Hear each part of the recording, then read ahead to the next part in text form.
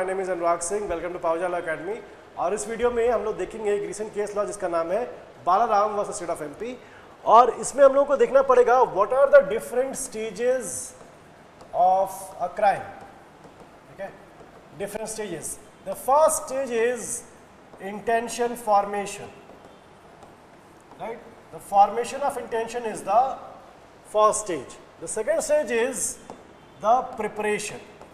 ठीक है, preparation is where the person gathers the means of committing the crime, like procuring a weapon और एक तरह से ये देखना कि ये कितने बजे जाता है आता है, all of that recce that is there, reconnaissance जिसे हम लोग कहेंगे, all of that is preparation. Then the third is attempt, and the fourth, अगर attempt successful हो गया then there is the commission of the offense. ठीक है, so these are deemed as four stages of a crime. यहाँ पर हम लोग को देखना है कि one of the important one is intention. Although it is not necessary in every case because there are cases of strict liability जहाँ पर कि intention की जरूरत नहीं पड़ती, like kidnapping जरूरत नहीं है, but still याद रखना कि intention formation is a essential element or essential stage of a crime. But what is not? Motive is not an essential element of a crime. याद रखना, motive is not an essential element of a crime. ठीक है, lack of motive does not invalidate the crime. ठीक है, अगर motive है तो intention को prove करना easy रहता है आपके लिए. ठीक है, but अगर motive नहीं है then ऐसा नहीं होगा कि आप अपने उसको prove नहीं कर सकते. जैसे मान लो कि हमारे पास एक CCTV फुटेज है जिसमें कि ए ने बी को शूट किया था.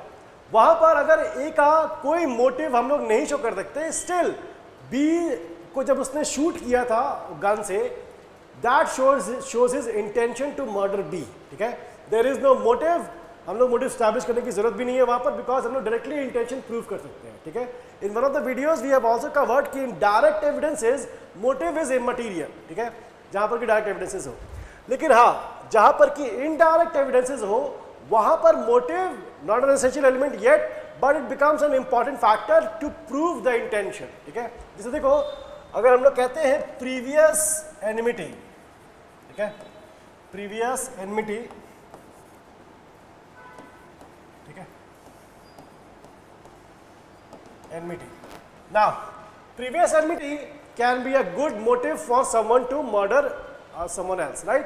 If I am someone is my enemy, if I have the motive, if someone is my enemy, I can murder him. That shows कि previous enmity थी, that is why he murdered him. ठीक है, but it is also a double-edged sword. क्योंकि देखो previous enmity double-edged sword क्यों होती है? double-edged sword कहते हैं इसे हम लोग. इस केस में एक्चुअली यही चीज यूज की गई थी, that previous enmity can be used as a double-edged sword because on one hand we do get कि मोटिव मिलता है, on the other hand the possibility of implication, right?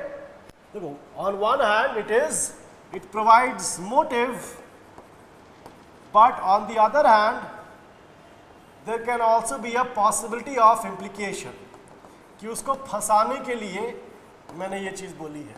ठीक है, because he was my enemy, there's a possibility of implication. So motive याद रखना is not an essential element. Even the Indian Evidence Act under section 8 mention it only as a relevant fact.